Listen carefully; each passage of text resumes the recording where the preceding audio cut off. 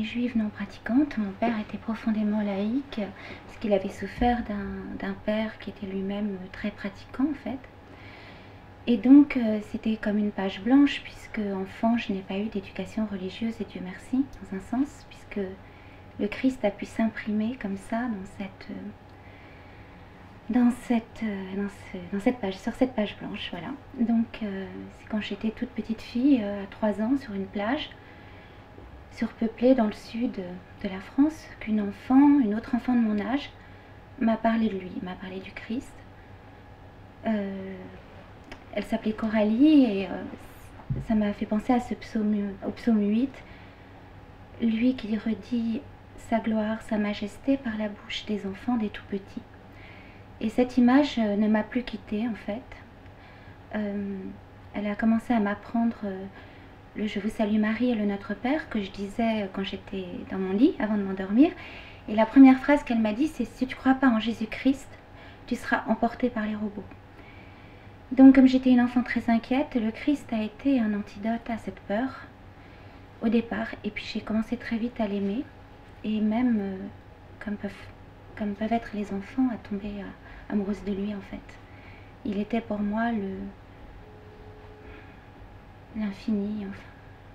Je pense que l'Église m'a rendu ma liberté de femme, et le Christ particulièrement m'a appelée à cette liberté qui pour moi est totalement incarnée par Marie, la Vierge Marie, qui a suivi, qui était totalement ouverte à la parole de Dieu.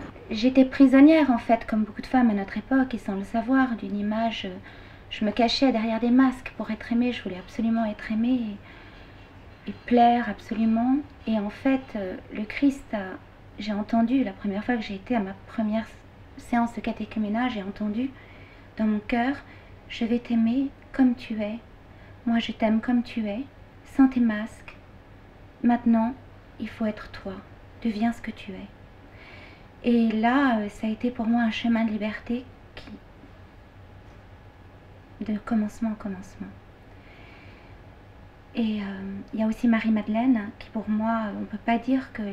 Enfin, j'ai toujours été étonnée d'entendre que l'Église est misogyne, parce que toutes ces saintes, depuis les premiers temps du christianisme jusqu'à aujourd'hui, qui ont bâti l'Église, et puis même Marie-Madeleine, qui était une courtisane et qui pourtant est devenue une sainte. Donc pour moi, il y a... Au contraire, ma féminité a été exaltée et totalement libérée par...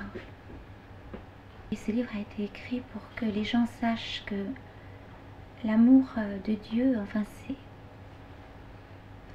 c'est un amour infini, que je pense que dans le cœur de tout homme, hein, des plus paumés, des plus perdus, il y a une soif insatiable. Et celle que j'avais quand je traînais dans les bars, des nuits voilà. Et tous ces paumés, je les ai vraiment aimés, et je les aime encore, parce que je sais qu'au fond d'eux, ils trichent pas, ils font pas semblant, ils ont une soif énorme. Et j'ai écrit peut-être un petit peu ce livre pour leur faire comprendre que le Christ, c'est un amour nucléaire, qui dépasse tout amour, et que lui seul peut nous combler. C'est vraiment la phrase de Saint Augustin: mon âme n'a de repos qu'en toi, Seigneur. Enfin, je veux dire qu'on ne rappelle plus exactement, mais c'est aussi le psaume: je te cherche dès l'aurore, etc. Et moi, je le cherchais à travers tous ces hommes, à travers tous ces hommes que je rencontrais. C'est lui que je cherchais, sans le savoir, et parfois en le sachant d'ailleurs. Et j'étais jamais satisfaite en fait. Et là, je peux dire que... Enfin, j'ai voulu vraiment écrire ce livre pour parler de cette joie profonde, de cet amour, de cette paix en fait. Je suis amoureuse, voilà.